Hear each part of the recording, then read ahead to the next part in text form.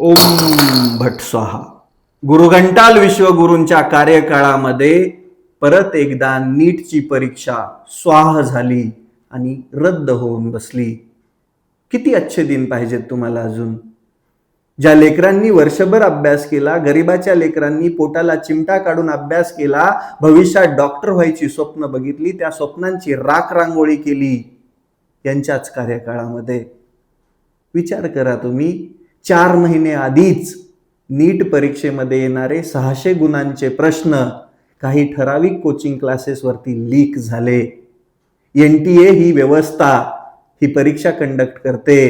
हे भिकारचोट लोकांना सगळ्यात पहिल्या बेड्या ठोकून जेलमध्ये टाका, कारण की नीटची परीक्षा, नीटचा पेपर दरवर्षी लीक होतोय आणि इथल्या सरकारला त्या गळतीला लिपण लावणं व्हायना आणि हे अच्छे दिनच्या वल्गना करतायत.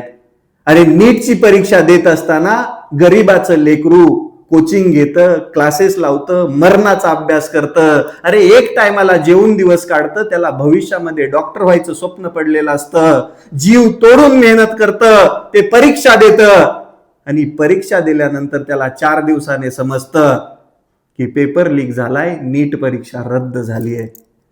त्याच्या डोळ्यातून येणाऱ्या अश्रूंची किंमत इथल्या सरकारला कधी कळणार आहे? अच्छे दिनचे वल्गना करणारे हे भिकारचोट दलिंदर व्यवस्था नेमकी लोकांना अच्छे दिन कधी देणार आहेत हा प्रश्न आहे.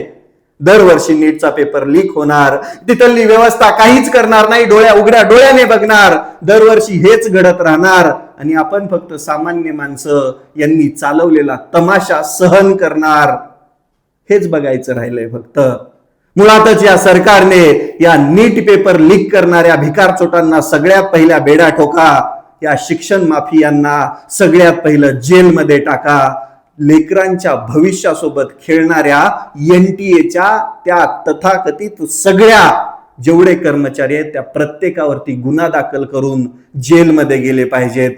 तेव्हाच हा नीट पेपर फुटीचा प्रश्न संपेल आणि इथल्या गरिबांना न्याय भेटेल. गरीब विद्यार्थ्यांचं भविष्य, गरीब विद्यार्थ्यांचं स्वप्न, डॉक्टर होण्याचं स्वप्न पूर्ण होईल.